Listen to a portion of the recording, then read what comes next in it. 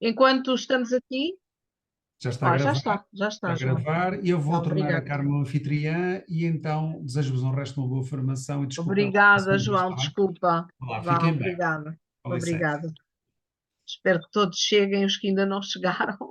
Então, boa tarde a todos, colegas. Olhem, eu peço imensa desculpa por este lapso que houve aqui, mas isto, as novas tecnologias nem sempre fazem a nossa vontade. E eu sou mesmo mais das formações presenciais exatamente por isto. Mas pronto. Estão-me a ouvir bem? Está tudo ok? Tudo Boa. ok. Quem é que falta? Falta a colega Anabela, não é Elsa? Mas vem, será que vem? Não estou a ouvir, Elsa. Não sei, Carmen, não faço a mínima ideia. Ok, mas pronto, falta ela. Vamos ver quem mais é que, entretanto, ainda aparece. Pronto. Então, muito boa tarde. Eu vou começar aqui a partilhar. Antes de mais, alguém conseguiu fazer a tarefazinha do trabalho autónomo? Sim, não? Eu fiz, Sim? logo no dia a Ok. seguir. Ainda não. Quem fez, Eu quem também fez fiz. vai Eu pôr também a fiz. mãozinha aí no vosso ecrã, está bem? Só para eu saber. Cliquem na mãozinha do vosso ecrã, faz favor, só Onde para é que eu está a saber. mãozinha? Pois, onde é que está a mãozinha? Onde é Eu que estou está a mão? Nas habituada ao Meet. reações. Está cá em baixo, nas É Em baixo. reações, nas Sim, reações. É a Reações, pôr a mãozinha mão. do dedo, agora do polegar. desbravar aqui o. Levantar a mão, Filipa, diz levantar a mão. Levantar a Sim, mão. isso. Ai, Deus, está bem. Pronto, ficaste com os dois. Pronto, Eu tiro a outra, vá. tanta gente fez o trabalho. Eu Ok, tiro então esta. vamos, não temos tempo de ouvir todos, vou só ouvir alguns colegas, está bem? Porque já nos atrasámos aqui um bocadinho e temos muito para fazer hoje. Mas não quero deixar passar em branco, porque quando mandamos fazer tarefas aos nossos alunos, devemos sempre valorizar isso, e se não pudermos ouvir todos, ouvimos aleatoriamente alguns e valorizamos o trabalho dos outros, obviamente, também. Então, se calhar, Elsa, olha, começo já pela Elsa, está bem? Pode ser? Então vai, Elsa. O que é que selecionou? O que é que nos traz aí para partilhar connosco? Rapidamente, só para nós fazermos aqui um revisitar as nossas memórias.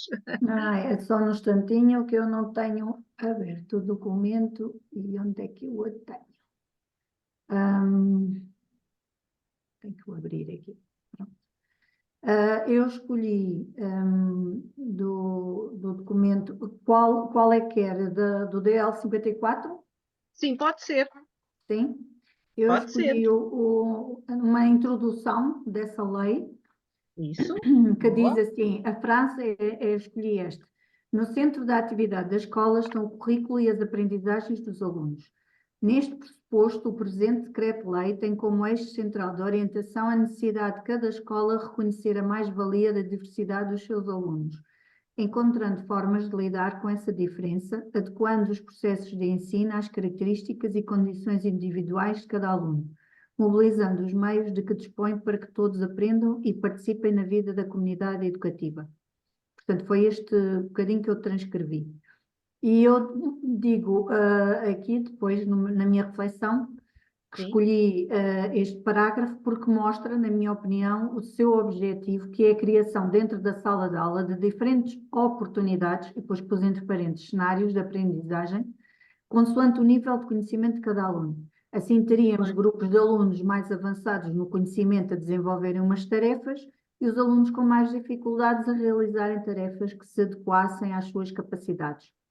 E acrescentei que, teoricamente, este cenário seria o ideal para a aprendizagem dos nossos alunos. Teoricamente, porque hoje em dia, na prática, não se consegue fazer isto com 29 alunos.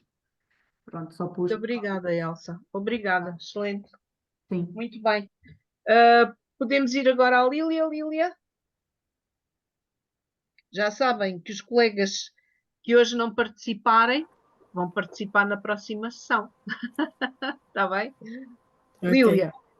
Pronto, olha, entretanto, o que é que eu escolhi? Escolhi do decreto-lei do 54, escolhi as melhores opções metodológicas subjacentes ao projeto do decreto-lei, assento no desenho universal para as aprendizagens e na abordagem multinível do acesso ao currículo.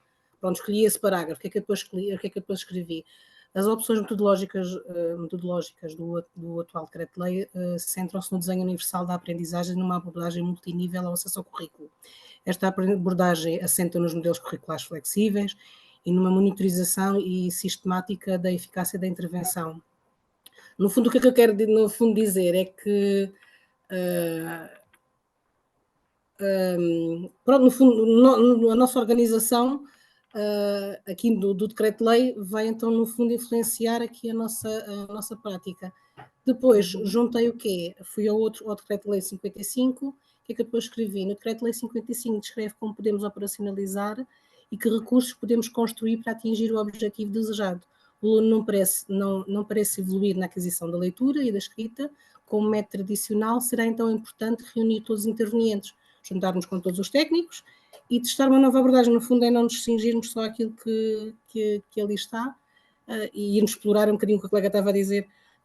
O ideal será isto, não funciona de uma maneira, funciona de outra, e vamos testando e vamos trabalhando em parceria com todos os intervenientes. E foi um pouquinho isto que eu escrevi.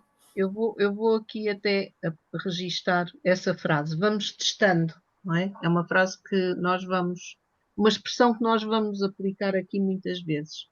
Heloísa, olha, é porque está aqui logo no seguimento da minha...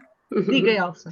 Carmo, desculpa, a Anabela só chegou a casa agora porque veio da escola e chegou atrasada e não está na formação errada, ela não recebeu o novo e-mail, assim como eu também não recebi. Mas acabámos de receber um link da academia também para os colegas que ainda não conseguiram entrar. Chegou agora mesmo, há 1 minuto, um novo link. Foi? Foi. Então, podes só dizer, Elsa, faz favor, se ela vê novamente o mail dela. Foi por mail, não foi, Filipa? Foi. E diz mesmo que é para a formação da Carmo Correia. Pronto. Pois é que a colega Helena continua a não estar presente nesta reunião, ela deve andar perdida aí em algum lado. Ninguém tem Bem. o número, o e-mail dela, nem o contacto? Ninguém Nada. tem o contacto dela, da Não. Helena? Já vou tentar ver, está bem? Mas agora tenho que avançar aqui convosco, senão depois estou a fazer 2 coisas ao mesmo tempo, ainda nos perdemos mais. Se eu conseguir ver pela Academia do Professor, entretanto. Muito bem, Heloísa, agora gostava de ouvir a Heloísa. Sim, senhora. Então, a primeira frase, eu escolhi o Decreto-Lei número 54, portanto, cabe a cada escola definir o processo no qual identifica as barreiras à aprendizagem com que o aluno se confronta, apostando na diversidade de estratégias para as ultrapassar, de modo a assegurar que cada aluno tenha acesso ao currículo e às aprendizagens, levando todos a cada um ao limite das suas potencialidades. Aqui eu coloquei que esta frase tem a ver com a educação, está interligada com a educação de qualidade. É neste objetivo que estas palavras se focam, relacionando-se com os pressupostos consequentes de um outro desígnio, tem mobilizado forte interesse a nível global e à inclusão. O desenvolvimento consequente de uma educação de qualidade só pode ser encarado se colocarmos no centro da sua organização os pressupostos relacionados com a inclusão. Por um lado, a educação só será de qualidade se conseguir responder à diversidade. Por outro lado, a diversidade e a inclusão dão-nos o racional teórico e sugerem os mecanismos práticos que a diversos níveis da sociedade se podem constituir como construtores, a médio e longo prazo de uma sociedade verdadeiramente democrática, inovadora e coativa e que toma decisões mais informadas rumo a um mundo mais sustentável. Não tenho dúvidas que a escola pública é o centro do desenvolvimento sustentável. Depois, a seguir, foi pelo PASEL, portanto, a página 5, que eu fui buscar, então, o outro reforço. Não falamos de um mínimo nem de um ideal, mas do que se pode considerar desejável com a necessidade de flexibilidade, com a necessária flexibilidade. Daí a preocupação de definir um perfil que todos possam partilhar e que incentive e cultive a qualidade. Havendo desigualdades e sendo a sociedade humana imperfeita, não se adota uma fórmula única, mas favorece a complementariedade e o enriquecimento mútuo entre os cidadãos. Portanto, esta é uma visão jurídica portuguesa no que respeita à inclusão, centrando-se na importância da modelagem de uma escola regular, que promove um fator extraordinariamente importante para o envolvimento daquele aluno com dificuldades na aprendizagem. A educação inclusiva perspectiva o ensino e a aprendizagem para com todo e com todos numa sala de aula. Toda esta visão traz maior abrangência a todos os alunos, em que mesmo os que não apresentam dificuldades são abrangidos num currículo adaptado e elaborado à realidade da sua sala de aula, um ensino diferenciado, onde pretende-se planificar e gerir recursos, disponibilizar técnicos, incentivar e capacitar os pais ou os encarregados de educação com participantes ativos do movimento de inclusão, criar respostas à formação de profissionais que facilitem a educação inclusiva e formar isto é uma palavrão, transdisciplinarmente todos os intervenientes no processo, quer sejam na área da educação, da solidariedade social ou justiça, de modo a que a linguagem seja comum a todos. Portanto, Luísa só pediu uma reflexãozinha pequenina. mas eu não sei refletir. Vocês não podem trabalhar muito. Mas nós já trabalhamos e depois isto também tem muito a ver com outras formações, Carmo, que nós vamos fazendo e vamos enriquecer também um bocadinho aqui a nossa visão e o nosso vocabulário. E nós, como docentes de educação especial, trabalhamos com isto, portanto, acaba por ser algo que nós nos formamos, especializamos-nos e chegar aqui com uma pequena reflexão é quase impossível. Isto é quase como uma defesa, uma missão, não é, Carmo? Que bom, Pronto. que bom, Luísa, que bom. Terminou, Heloísa? Sim, graças a Deus. Quando não devia.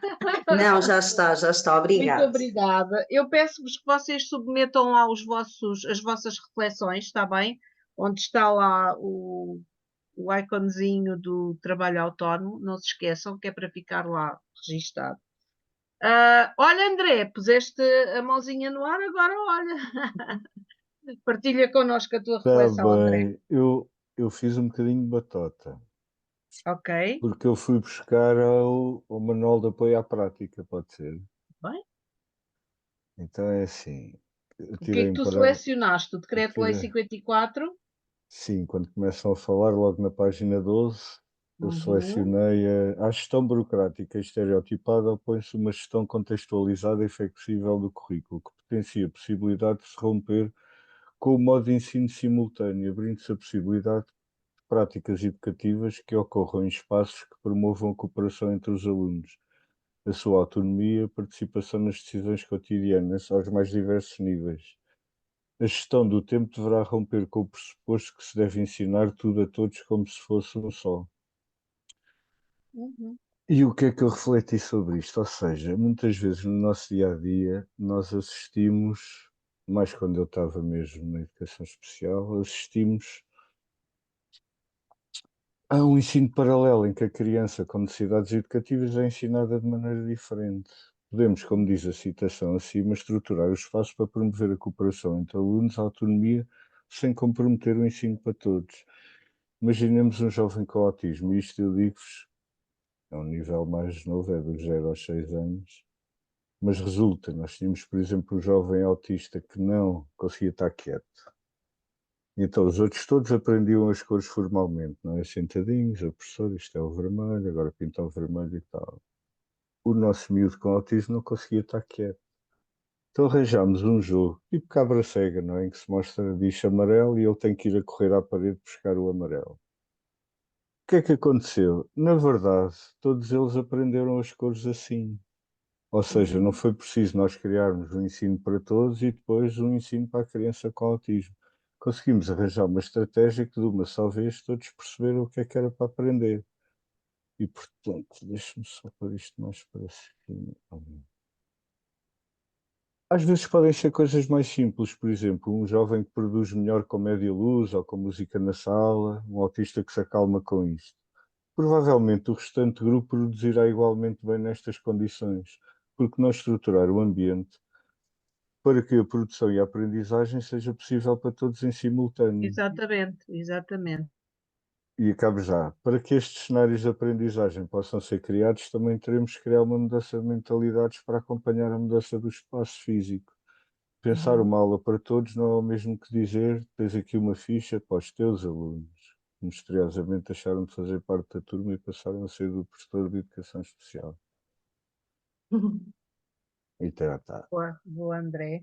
Muito obrigada. O André, sem querer, ou por querer mesmo, tocou aqui numa questão que é muito associada ao desenho universal para a aprendizagem, e nós vamos já começando a falar destas coisas a propósito das vossas reflexões, que é, eu não tenho que criar condições especiais para um determinado aluno. Eu tenho que criar condições especiais para que todos possam aprender e para que todos possam desenvolver a aprendizagem que eu me proponho desenvolver com eles, não é? Portanto, quando eu penso no desenho universal para a aprendizagem ou num plano de aula baseado neste conceito de desenho universal para a aprendizagem, é disto que eu estou a falar. é criar um plano de aula que seja universal. Portanto, no fundo, é criar condições para aqueles que têm mais dificuldade em aprender, mas também criar condições para aqueles que aprendem de forma mais rápida. Portanto, a ideia aqui, e nós quando falarmos do desenho universal para a aprendizagem vamos falar destas coisas, é criar um ambiente ou criar um cenário, e hoje vamos falar da diferença entre uma coisa e outra, criar um cenário de aprendizagem que seja favorável a todos. Não só para aqueles que têm mais fragilidades, mas também para aqueles que têm mais potencialidades. Porque às vezes queremos tanto chegar àqueles que estão mais frágeis no processo de aprendizagem que nos esquecemos de rentabilizar e de estimular aqueles que podem dar muito mais. E esses ficam sempre naquele espaço mediano que depois os faz desmotivar muito e entrar também aqui em colapso pela desmotivação ou pela frustração de não terem condições para evoluírem mais e para poderem mostrar aquilo que realmente são capazes de fazer. Porque nós estamos sempre aqui, é como se tivéssemos uma tabelazinha, andamos sempre aqui. Eu não posso ir muito além porque tenho aqui este grupo. Não, a questão aqui é, de facto, criar um cenário de aprendizagem em que eu deixe de estar tão agarrada ao ensino igual para todos e possa, de facto, fazer a diferença. E fazer a diferença, aconteceu-me aqui qualquer coisa no meu computador, mas já resolvi. Pronto, mas como vocês até agora todos tocaram nesta questão da diversidade, do envolvimento de todos, do ensino diferenciado, de romper aqui a gestão do tempo, a gestão do espaço, entrarmos em ruptura com isto e criarmos outro tipo de condições.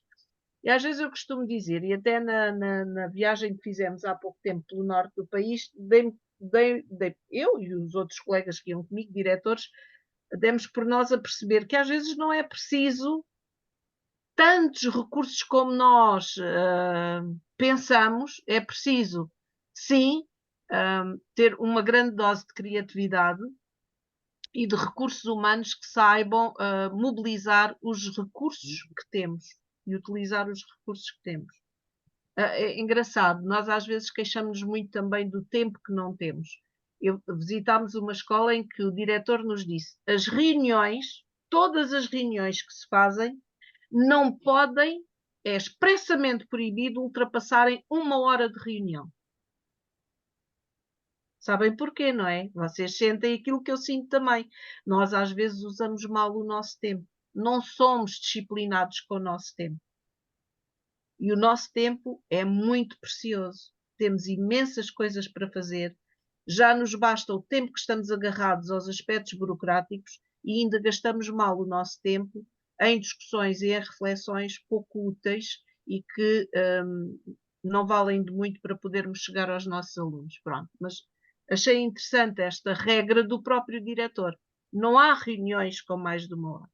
É proibido. Assim como tem que haver um dia para os professores poderem refletir, pensar e trabalhar sobre outras coisas que eles acham que são pertinentes para os seus alunos e para as turmas que têm.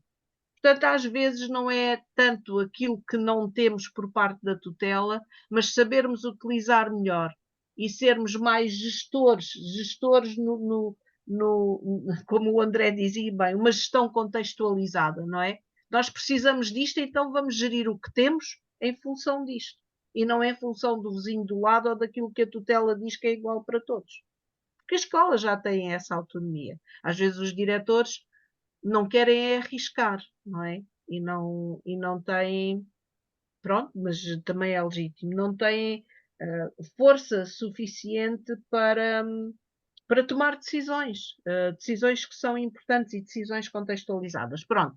Mas agora vou terminar por aqui e só quero ouvir a Filipa, que também pôs a sua mãozinha no ar. Portanto, já sabem, Elsa, Lília, Luísa, André e Filipa agora vão, nas próximas sessões, vão ficar um bocadinho mais escondidos para darmos a voz a todos em cada sessão, um bocadinho em função daquilo que é o nosso trabalho autónomo. Carmo, sim, mas isso é um bocadinho utópico, não é? Isso das reuniões só com 1 hora. Eu estou-me a lembrar, as reuniões na minha escola, e a Maria João está lá também e sabe como é, normalmente demoram muito tempo. E se não demorarem, há pontos que ficam por tratar. Não é? É um bocado utópico É uma dizer questão de uma Não é, hora. disciplina, não, eu como a já Carmen estava a participei Olinda, nisso. deixe-me dizer. só dizer-lhe uma coisa. Eu também penso assim como a Diolinda, porque para já eu também gosto muito de falar, não é? E depois acho que a questão aqui é que pontos é que nós temos para tratar? Por vezes Que as pessoas pontos? dispersam-se, é verdade. É. Não, mas a questão aqui começa logo na ordem de trabalhos. O que é que nos propomos discutir nesta reunião? E também não temos que ser mais ambiciosos. Se eu sei à partida que aquela reunião não me vai chegar 1 hora para discutir um só ponto, eu não posso pôr lá 5 ou 6, não é? E a questão é que nós queremos fazer tudo E e depois, esquecemos de uma coisa que é importante, Olinda. Não é tão utópico quanto isso. Nós já falámos aqui do bem-estar. E nós, quando cuidamos do bem-estar, não cuidamos só do bem-estar dos alunos, temos que cuidar do nosso também, porque o nosso mal-estar, o nosso não Afeta o nosso estarmos trabalho. bem, projeta-se nos nossos alunos. E nós estamos aqui numa oficina de formação que fala de ambientes, fala destas coisas todas. Repare, como é que se sente no final de uma reunião de 3 horas? Ou de 2 Já, horas e meia, já ninguém consegue pensar sequer, já não. péssima. É, certo? E numa certo? hora, pode ficar com aquela sensação de ok, fizemos pouco, mas decidimos de uma forma fresca e salutar e útil. Exatamente. Não fizemos estes 2 pontos, teremos que arranjar aqui outro momento para os fazer e tomar decisões sobre, ok, temos 4 pontos, mas qual é o prioritário? É o número 2, então vamos começar por esse. Uhum. Porque reuniões de 3 horas é como as nossas formações de 3 horas. Uma coisa é nós estarmos presencialmente, e eu disse-vos isto na primeira sessão, estarmos presencialmente e estarmos num ambiente aberto, estarmos todos juntos, podermos olhar lá para fora, podermos ir à casa de banho, podermos. Bem, há uma dinâmica diferente de estarmos aqui sentados à nossa secretária, com o computador à frente. Eu tenho que, isto para ser bem sucedido, eu de meia a meia hora tinha que fazer uma paragem. Eu vou tentar fazer algumas brincadeiras convosco, mas ainda assim é super cansativo. E disse-vos logo, quando as nossas sessões são online, nós vamos parar meia hora para comer minimamente e para abrir a nossa cabecinha. E reparem, eu vou fazer de forma muito criteriosa a nossa pausa de meia hora às 8h30. E não é porque vocês são todos simpáticos. É porque tem que ser assim para que isto seja útil para vocês. Porque senão é uma seca e vocês sabem quantas formações é que nós fazemos que chegamos a um ponto já não estamos a ouvir nada. Já não estamos Uhum. nem aí para dar mais.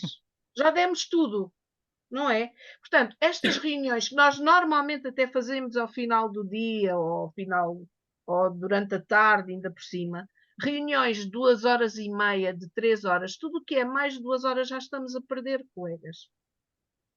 Claro que este diretor fala disto com a preocupação de criar condições às pessoas para elas fazerem as coisas num ambiente de bem-estar e de cuidar do seu próprio bem-estar. Claro que ele não vai penalizar ninguém se a reunião for de 1 hora e meia ou se for de 2 horas, o problema é das pessoas, não é? Mas há uma coisa que ele diz, à partida sejam disciplinados e cuidem de vocês, não quero reuniões com mais de 1 hora. Claro, quem fizer mais, tudo bem, ele também não vai penalizar ninguém. Mas isto para vos dizer que é importante nós sermos disciplinados e, em conjunto, tomarmos decisões e vermos de facto o que é prioritário. Senão nós chegamos ao final do dia completamente desfeitos, com uma sensação de, meu Deus, estou estourada, estou cansadíssima e o que é que foi o meu dia? Quantas vezes é que nós não chegamos assim ao final do dia? Mas nós fazemos parte das equipas. Nós temos voz ativa. Eu não posso mudar o mundo sozinha. Não, mas posso dizer, colegas, vamos definir prioridades. Vamos marcar as coisas como deve ser. Vamos tentar ser disciplinados. E ter a noção que ao fazermos isto, estamos a fazer para o bem de todos. Tá? Mas pronto, isto foi só uma resposta à Diolinda. E que quando falamos de ambientes inovadores e inclusivos, temos que falar destas coisas todas. Está bem? Filipa, e depois terminamos este ciclo. Ok, vou tentar ser rápida. Então, Bom. eu fiz logo no dia a seguir, porque tinha as coisas frescas, não é? E selecionei também um excerto, o mesmo do que a Elsa, relativamente ao 54, vou ler muito rapidamente. Dizia: no centro da atividade da escola estão o currículo e as aprendizagens dos alunos. Neste pressuposto, o presente decreto-lei tem como eixo central de orientação a necessidade de cada escola reconhecer a mais-valia da diversidade dos seus alunos, encontrando formas de lidar com essa diferença, adequando os processos de ensino às características e condições individuais de cada aluno, mobilizando os meios de que dispõe para que todos aprendam e participem na vida da comunidade educativa. Aqui fiz uma curta reflexão só a dizer que o Decreto-Lei 54/2018 redefine o papel da escola enquanto agente de mudança, cuja responsabilidade passa por encontrar um conjunto de respostas que vão ao encontro das potencialidades, expectativas e necessidades dos alunos, proporcionando a todos uma participação ativa e equitativa na aprendizagem. Pronto. Esta foi a minha reflexão sobre este excerto. Depois, escolhi um excerto do 55, que é uma linha dos princípios orientadores e que diz assim: um dos princípios orientadores é a promoção da melhoria da qualidade do ensino e da aprendizagem, assente numa abordagem multinível, no reforço da intervenção curricular das escolas e no caráter formativo da avaliação, de modo a que todos os alunos consigam adquirir os conhecimentos e desenvolver as competências, atitudes e valores previstos no perfil dos alunos à saída da escolaridade obrigatória. Aqui alonguei-me um bocadinho mais e falei que realmente um dos princípios orientadores do Decreto-Lei 55/2018 consiste na promoção da melhoria da qualidade do ensino e da aprendizagem, assente numa abordagem multinível. Isto significa que o sucesso educativo é uma preocupação constante das escolas e que os professores procuram encontrar novas formas para que os alunos aprendam mais e melhor, e para que tal aconteça é preciso definir o nível de apoio de cada aluno dependendo das suas necessidades. Em função disso, são traçadas medidas e estratégias organizadas em níveis de intervenção para que à saída da escolaridade obrigatória todos os alunos tenham atingido o seu potencial máximo e tenham tido acesso ao currículo e às aprendizagens essenciais. Nesse âmbito, a avaliação pedagógica de caráter formativo afigura-se determinante para promover a aprendizagem, pois permite orientar os alunos para melhorarem os seus conhecimentos, respeitando o seu ritmo, dando-lhes um feedback orientador, de modo a encorajá-los a estudar e a aprender. Pronto. Ok, muito bem, obrigada, Filipa. Pronto.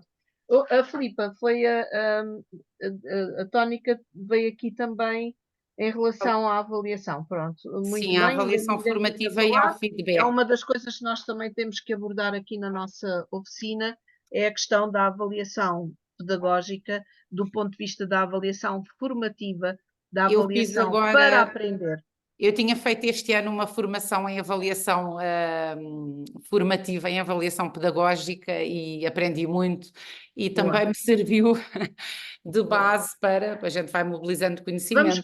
Vamos falando destas coisas, mas vocês, revisitando estes decretos, já tirámos aqui várias ideias que nos vão direcionando ao longo desta nossa oficina. Portanto, esta proposta de melhorar, há uma coisa que eu costumo dizer: tudo aquilo que nós fazemos na escola tem um só objetivo, tudo aquilo que nós fazemos no âmbito da nossa profissão tem um só objetivo. Qual é? Ajudem-me lá. Fazer com que os alunos aprendam, não é? Mais e melhor. É o sucesso dos nossos alunos. Sucesso dos nossos alunos, de todos os nossos alunos. E eu diria mesmo, e não me esquecendo aqui de uma parte que é muitíssimo importante, o sucesso e o desenvolvimento de todas as nossas crianças e depois dos nossos alunos, não é? Ou então de todas as nossas crianças e jovens, para conseguirmos abraçar todos, desde muito pequeninos. E é sobre isto que nós vamos falando agora, a partir de agora, está bem? Então, eu vou começar aqui a partilhar a minha tela. Só um bocadinho.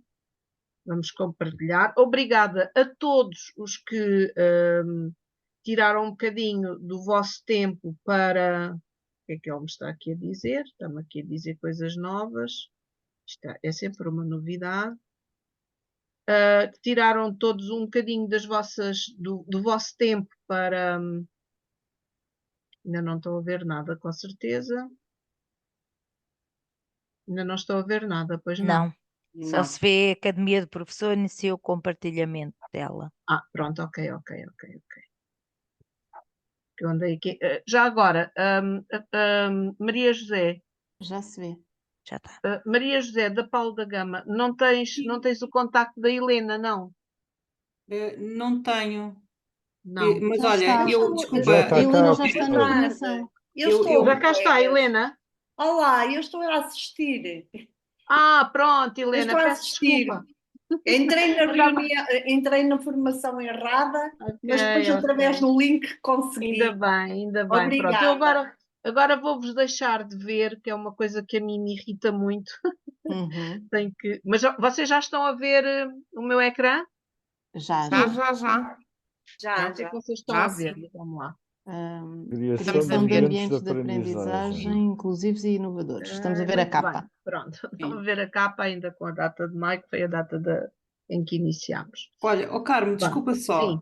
Eu estava numa reunião sobre avaliação e a Joana Menezes ainda continua lá.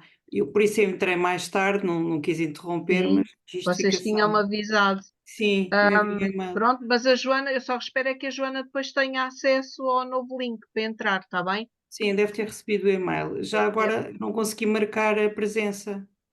Mas já podem marcar. Está aberto para poderem marcar. Está bem?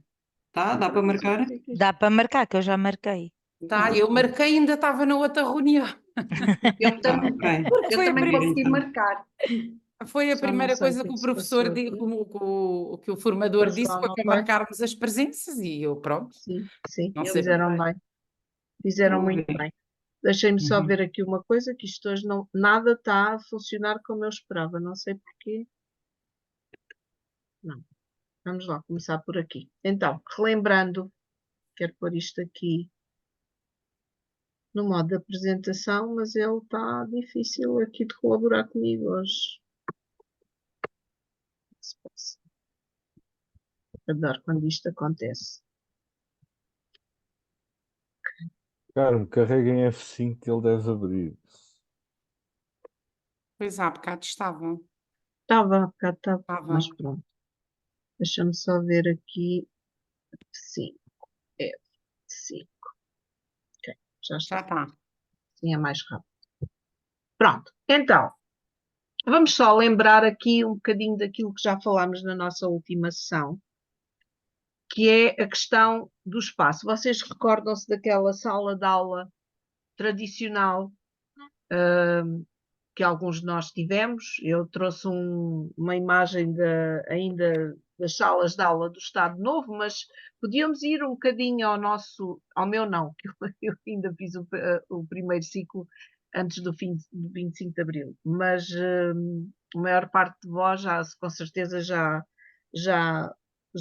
apanharam outros tempos. Mas ainda assim, a configuração das 3 imagens que nós tivemos ali a pensar sobre elas um bocadinho, não tinham uma grande diferença entre si, tinham diferença em termos de algum ambiente, em termos da luz, da cor, do mobiliário, mas a verdade é que as mesas continuavam em fila, não é? O colega Mário até disse que era a visão autocarro ou comboio, não é? Alguns também usam uma outra ideia menos boa, que é a visão de cemitério. Pronto, mas é esta ideia das filinhas dos alunos, ou 2 a 2, ou só em mesas isoladas, mas em filinha e sempre naquele plano em que o aluno está sempre centrado e virado para o professor e posicionado sempre de frente para o quadro e para o professor. E eu disse-vos na altura que não se condena este tipo de ambiente, não é? Temos que o entender como uma das possíveis configurações que os professores podem implementar e usar para proporcionar um cenário de aprendizagem. Mas não pode ser o único, não é? Vocês recordam-se de eu ter dito isto. Porquê? Porque se nós o tornarmos o único cenário de aprendizagem, nós vamos limitar fortemente aquilo que são as interações, o tipo e a riqueza das interações entre os alunos e entre os alunos e o professor. E por essa razão mesmo é que nós devemos começar a inspirar-nos em ambientes, em espaços em que o mobiliário se possa movimentar, nós possamos movimentar o mobiliário ou então adotar uma planta de sala em que seja fácil os alunos trabalharem em grupo, em que seja fácil os alunos verem-se uns aos outros, em que seja fácil dinamizar várias atividades naquele espaço. No fundo, devemos evitar aquela sala de aula estática que está sempre da mesma forma e que parece que nada acontece ali, não é? De diferente.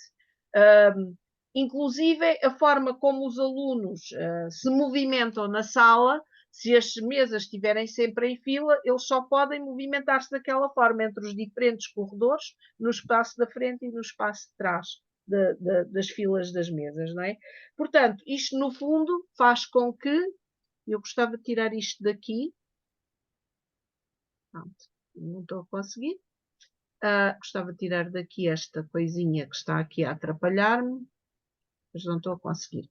Pronto, no fundo, o que nós queremos é ter uma visão pedagógica que nos possibilite trabalhar e dinamizar a nossa sala de aula com diferentes metodologias, com diferentes dinâmicas e, sobretudo, poder proporcionar diferentes interações entre os alunos e entre o professor, o orientador ou orientadores, depende das situações, e os alunos.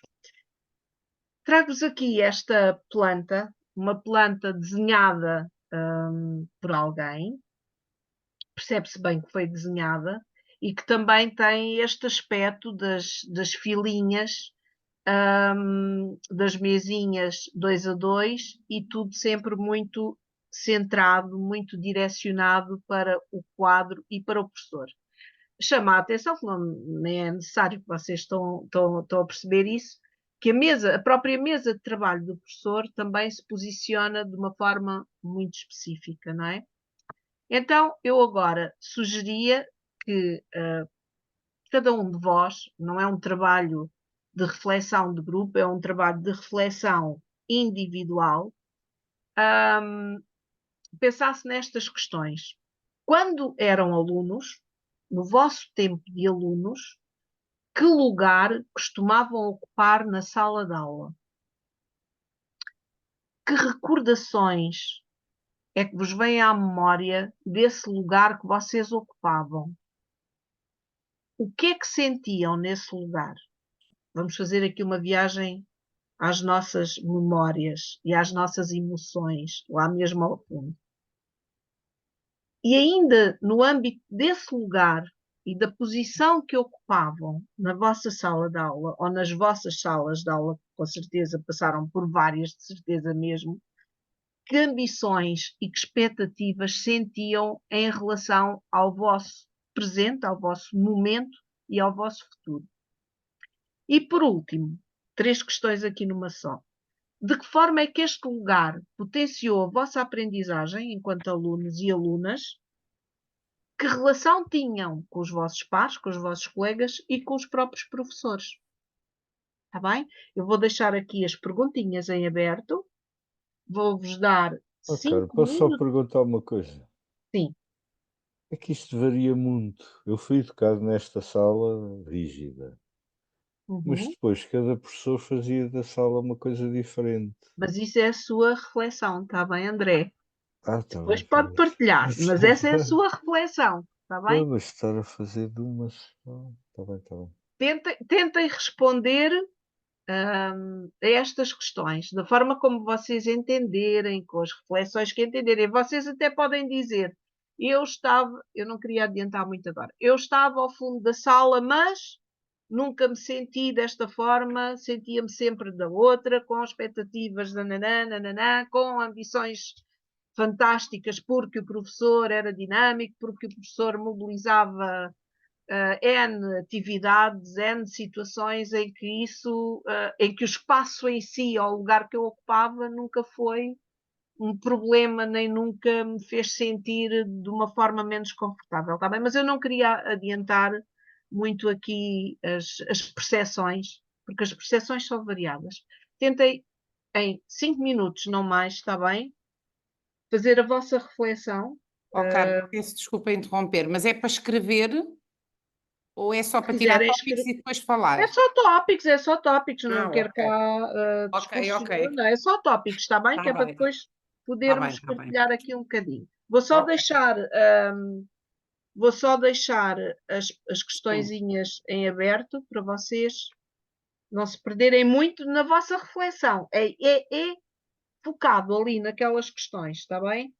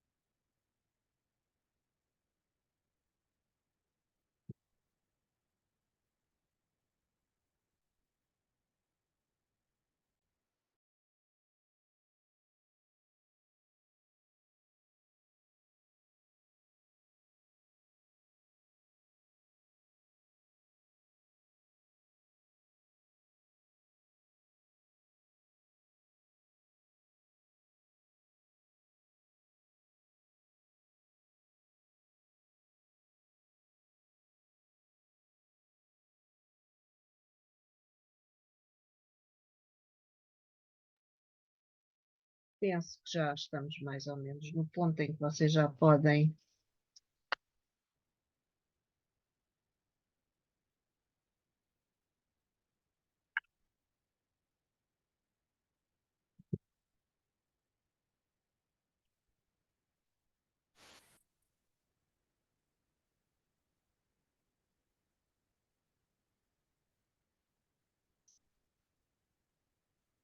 Já podemos? Já podemos começar? Sim. Ora bem, gostaram de fazer esta reflexão e lá atrás, aos nossos tempos?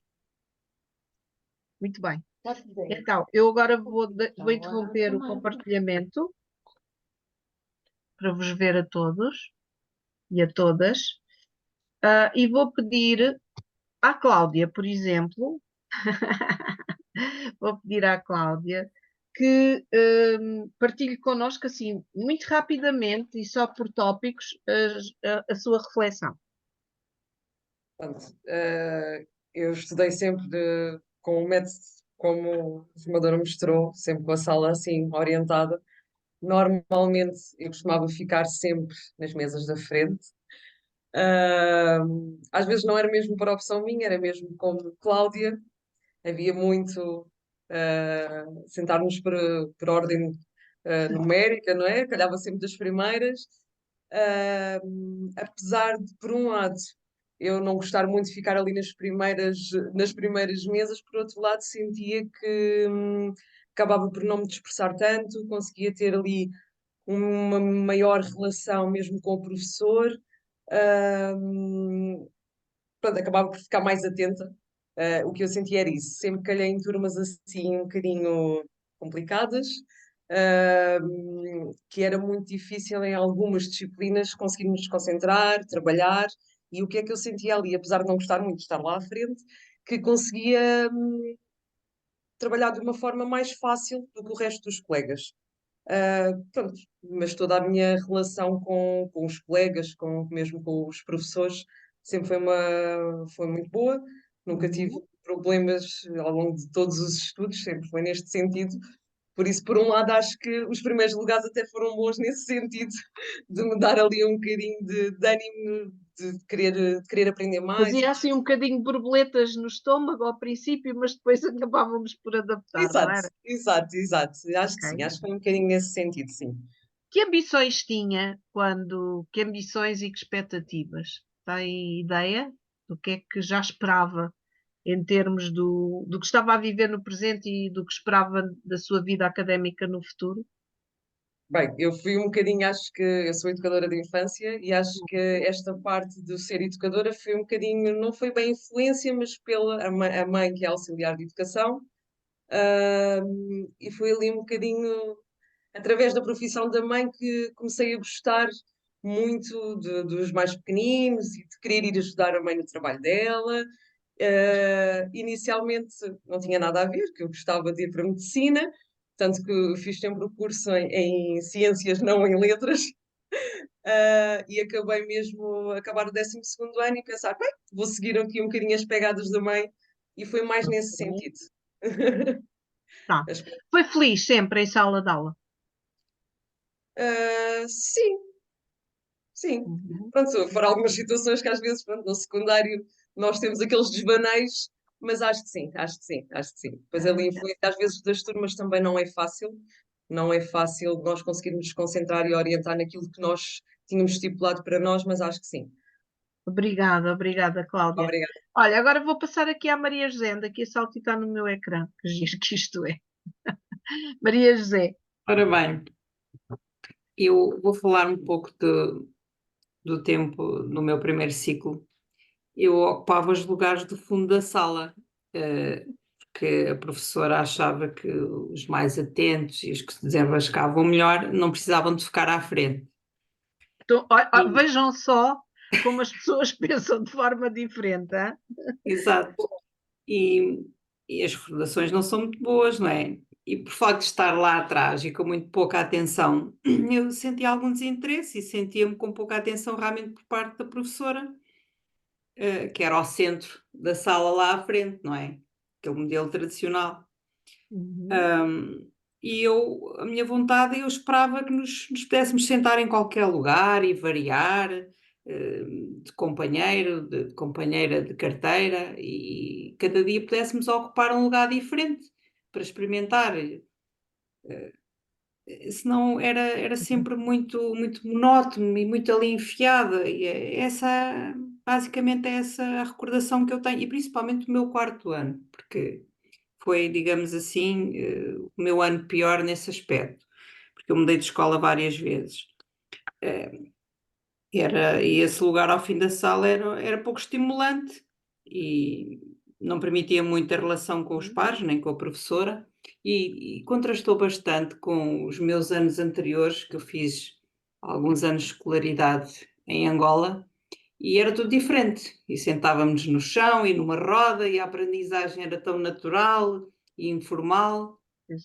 E depois aqui foi um grande contraste com esta situação e desta má experiência também. Eu se calhar aprendi alguma coisa para a minha prática letiva e outra coisa também que eu achava, porque por acaso eu até era uma miúda que tinha boas notas, e era bem comportada e era certinha, e até isso eu acho que às vezes temos a tendência de, mesmo quando com os nossos miúdos e quando fazemos uma reunião de pais, dizemos tudo o que temos a dizer quando é mal. Estamos ali o pai à nossa frente e tal, e ele é assim, assado e sala cozido. E quando o aluno é bom e tem boas notas, pronto, estou aqui as notas, não tenho nada a dizer, adeus, boa tarde. Era isso que faziam comigo. E é isso que eu tento não fazer com os alunos que têm boas notas e que são certinhos e até se portam bem. Não, eu tenho alguma coisa a dizer, nem que seja bem, porque também temos que dizer bem, não é só o mal. E pronto, e digamos que a minha escolaridade no primeiro ciclo teve assim 2 contrastes bastante acentuados. Bom contributo, Maria José, obrigada, muito interessante. Agora, assim aleatoriamente, vou passar à Beatriz, que ainda não ouvimos hoje, que é para ouvirmos todos um bocadinho. Boa tarde. Beatriz. Eu não sou Beatriz, sou Ana, só que eu tinha o meu mês cheio e por isso tive que. Eu estava aqui a pensar para comigo, não tenho muita ideia de ter uma Beatriz, mas eu gosto tanto do nome de Beatriz, olha, Ana. Mas pode renomear, olha, pode renomear, sabe renomear, para não enganar Sim, mais. depois já faço isso na aplicação. Pronto, eu também não sou professora, eu sou educadora. Educadora, sim, mas tem um passado, não? Tenho um passado e é engraçado que eu ouço-vos falar, mas eu sempre estive em creche. Só houve um ano que fiz jardim de infância pronto, e eu ao ouvir-vos sinto completamente não tem nada a ver comigo. Pronto. Eu gosto muito Vai ter, porque o que se passa na creche também é muito importante trazer-se para outros níveis, vá. Eu gosto muito do que faço e adoro principalmente esta faixa etária e acho que devagarinho estão-nos a dar um bocadinho mais de importância. Pronto. Agora, sou extremamente ambiciosa e acho que nunca há lugar como aos primários, não é? Se a gente recorda sempre a nossa professora primária. Exato. E como é que foi a sua passagem nesses momentos e nesse espaço? Lembro-me perfeitamente da professora Piedade. Mas pronto, sempre me identifiquei tudo um bocadinho nesta área, pronto, e acho que não me identifico a fazer outra coisa. Ok. E onde é que se sentava? Lembra-se, Ana? Eu sempre fui no meio. A professora Piedade de vez em quando mudava os lugares, mas eu nunca estive na frente. Foi sempre meio, às vezes um lugarinho ao lado, sempre de uma ponta, mas nunca foi o meu lugar. Sentiu-se sempre confortável na sala de aula? Sim. Sim. Muito bem. Já temos colegas que estavam à frente, colegas que estavam lá atrás, agora temos a Ana que se sentava no meio, mas que estava confortável com isso. Vamos lá, só ouvir mais 2 ou 3. Se calhar ia pedir à Paula. Paula, como é que foi a sua vida nestes anos? A minha vida nestes anos. Eu acho que não tinha assim, daquilo que me lembro, e não me consigo recordar ao certo da primária, mas eu acho que nunca cheguei a estar mesmo nos lugares da frente. No lugar mesmo à frente. Estava nos lugares mais à frente porque também tinha falta de vista, mas não me recordo de ter estado sempre mesmo à frente. Sempre me senti confortável na sala de aula, mas gostava, e isso foi a partir na primária, tínhamos a estrutura de autocarro e de comboio. A minha professora era a professora Esther, era uma daquelas professoras à antiga, como se dizia, de bata branca. E ela foi, aliás, ela ia-se reformar no primeiro ano em que nos apanhou e acabou por levar a turma até ao 4º ano. E ainda hoje lhe agradecemos disso. Ela já não, penso que já não é viva, mas foi uma professora que nos preparou muito bem. E a turma era razoável, pronto, éramos traquinas também, havia uns mais traquinas que outros, mas o ambiente de sala de aula era muito bom na primária. Depois no segundo, terceiro ciclo e secundária também nunca tive assim turmas muito complicadas. Eu também sou de Évora, é uma zona também mais tranquila em alguns aspectos, e então nunca senti muito isso de turmas assim realmente complicadas. Mas a partir do secundário, especialmente, gostava muito da disposição em U.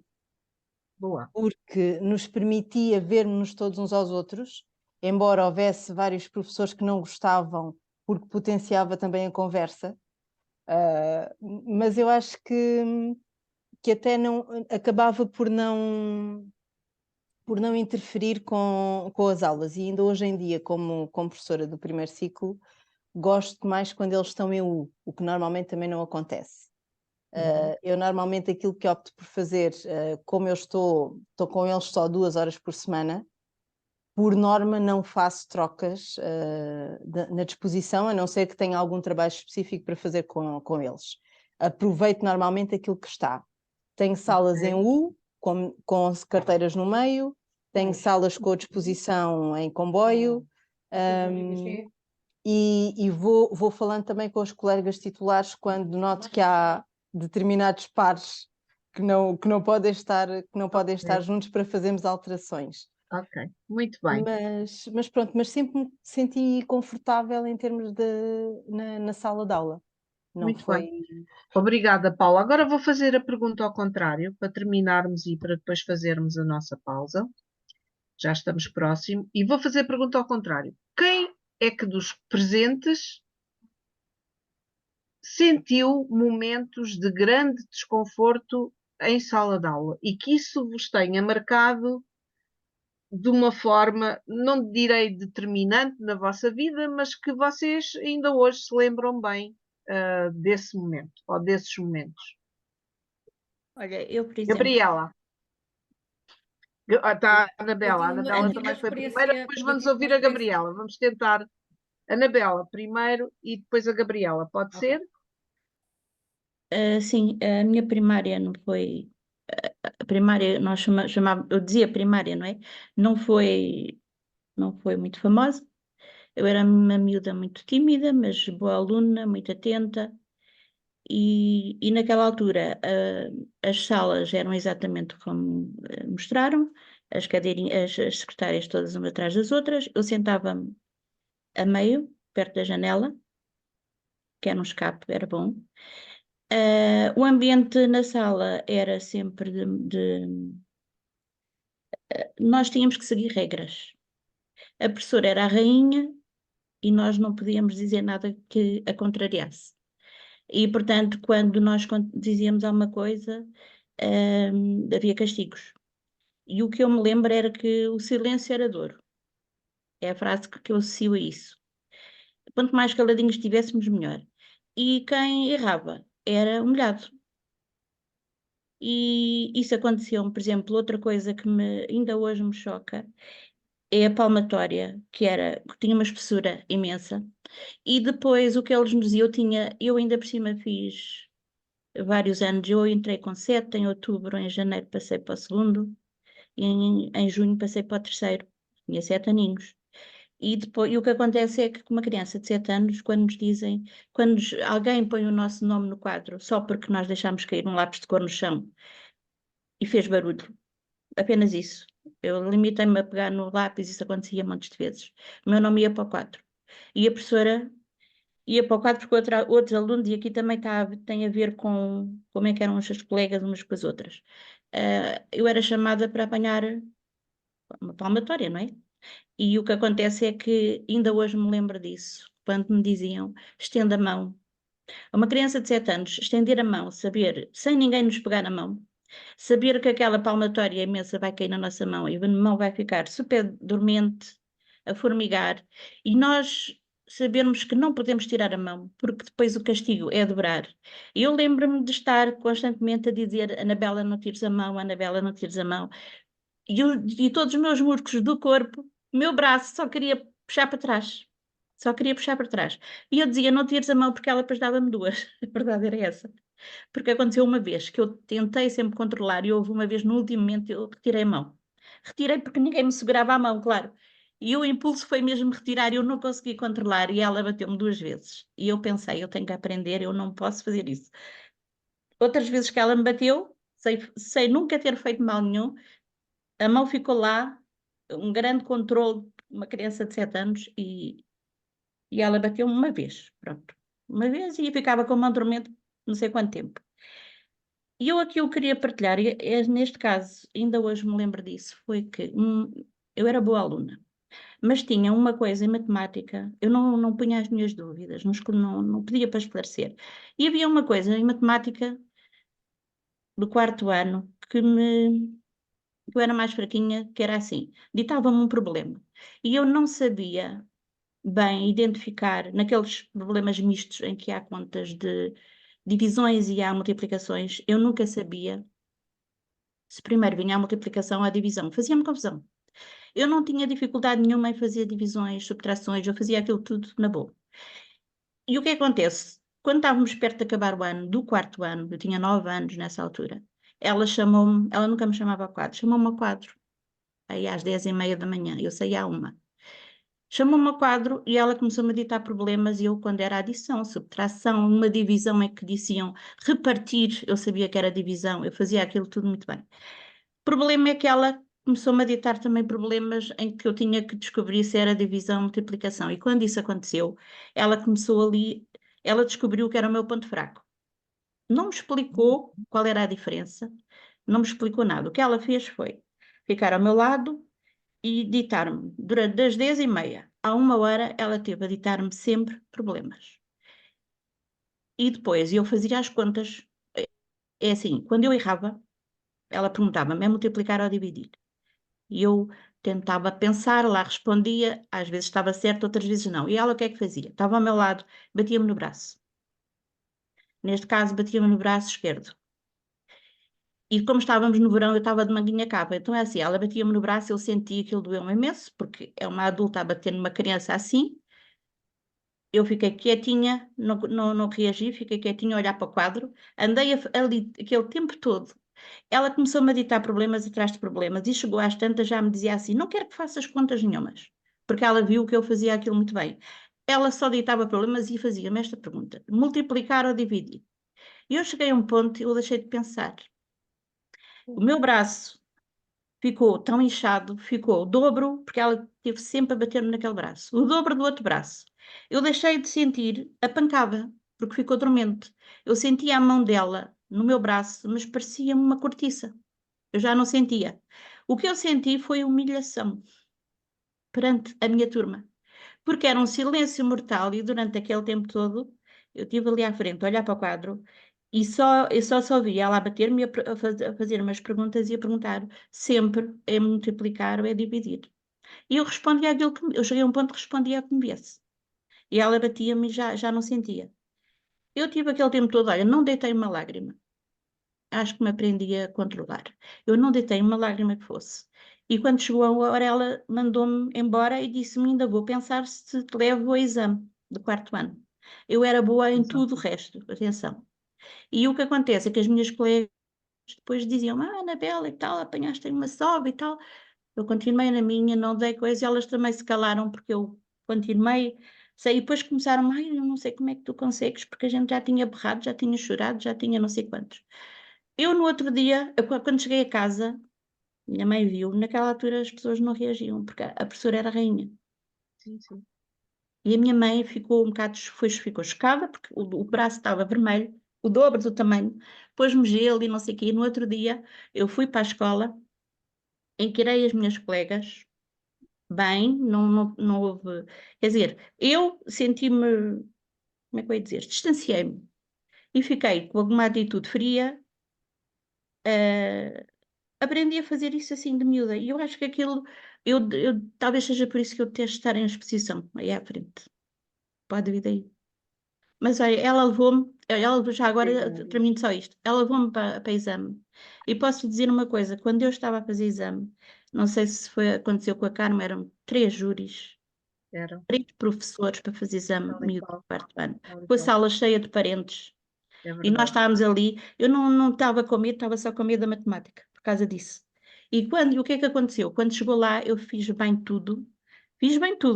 E quando chegou a parte da matemática, eu estava a pensar, eu ia estudando os professores e ia pensando, Deus queira que me calhe um que seja simpático. E o que acontece é que calhou uma professora que me fez o problema, ditou-me um problema no quadro e perguntou-me, é dividir ou multiplicar? Isto é um pesadelo. Quando ela me disse aquilo, eu pensei, pronto, vou chumbar, foi o que eu pensei, porque eu continuava, fiquei de uma maneira que já não conseguia pensar nisso. E eu disse-lhe assim muito baixinho, e eu disse, é dividir. Assim, ao calhas, sinceramente, disse-lhe muito baixinho. Ela deu-me um sorriso e disse-me, tens razão, é multiplicar. Eu fiquei feliz da vida. E isso foi uma coisa que nunca mais me esqueci. Mas isto Está bem, prova claro, como é está que bem era presente.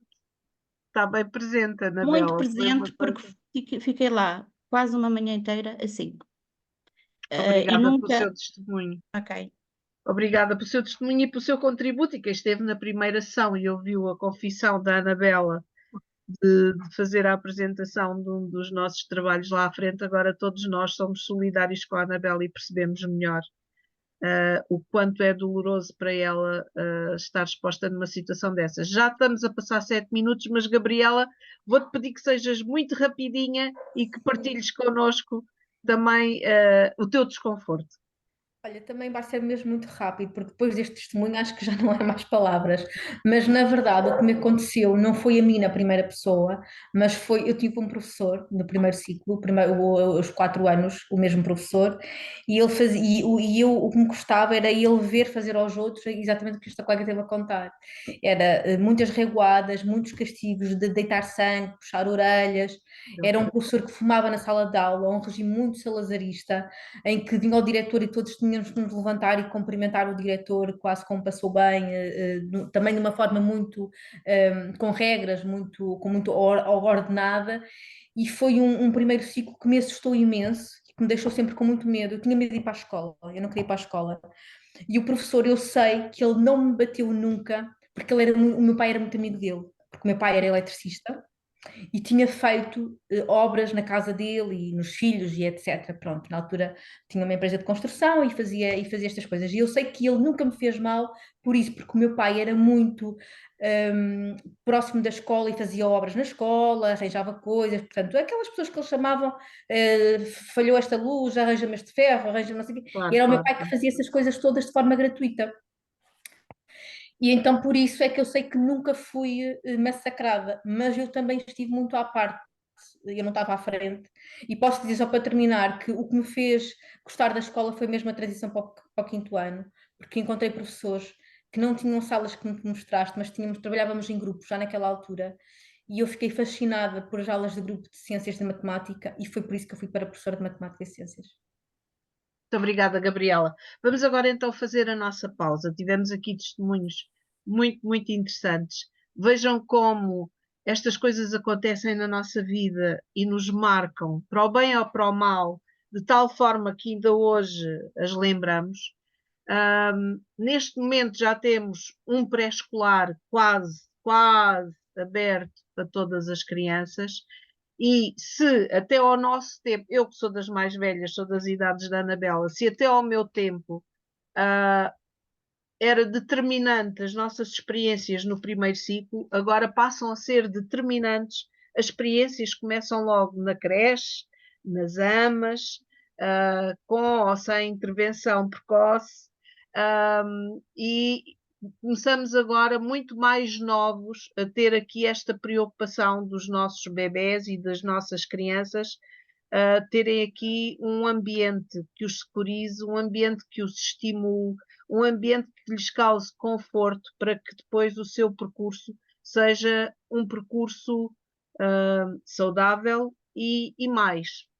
Seja um percurso também que lhes permita até defenderem-se depois nas situações já de primeiro ciclo, de segundo ciclo, terceiro ciclo, por aí fora, que eles também já vão um bocadinho preparados para se protegerem e para se cuidarem de alguns constrangimentos que ainda ocorrem, está bem?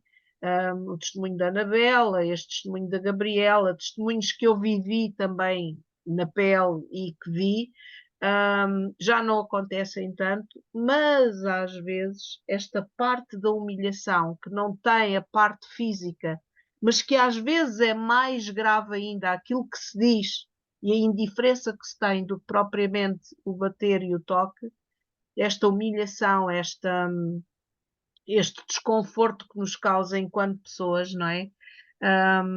Que desde pequeninos, desde bebés, nós estamos ali já a formar muitas coisas dentro de nós e estas coisas marcam-nos muito. Se há coisa que a mim me satisfaz muito é perceber, por exemplo, que a minha neta com 5 anos foi super feliz na creche onde andou e continua a ser feliz no pré-escolar que está a fazer, e quem me dera a mim que todas as crianças pudessem se sentir tão felizes quanto ela. E sei que ela, para além de se sentir feliz, está de alguma forma a preparar-se para aquilo que pode encontrar de bom ou de menos bom nos níveis seguintes. E isso é mesmo muito bom. Portanto, percebermos já aqui, vamos fechar este ciclo, que nós também temos memórias, nós também temos uma história dos espaços por onde passamos, das experiências que tivemos, seja em relação ao espaço físico onde estivemos, seja em relação às interações a que estivemos expostos e às percepções das pessoas que foram nossos orientadores, nossos mestres, nossos professores e que nos marcaram, mais uma vez, para o bem e para o mal. Muitas de nós continuamos a lembrar-nos do nome da professora do primeiro ciclo ou da educadora que tivemos no pré-escolar, quando foi esse o caso, e de alguns professores do segundo e terceiro ciclo e secundário, mas não nos lembramos de todos já nessa fase, mas alguns também nos continuaram a marcar. Então, bom jantar, está bem? Se for caso disso, voltamos a encontrar aqui às 9h12 em ponto, está bem? Podem desligar as vossas câmaras ou apenas deixarem aberto, não tem problema. Eu também vou comer qualquer coisa e espero que vocês façam o mesmo para regressarmos aqui com um bocadinho mais de energia, está bem? Então vá, até já. Fiquem bem. Até já.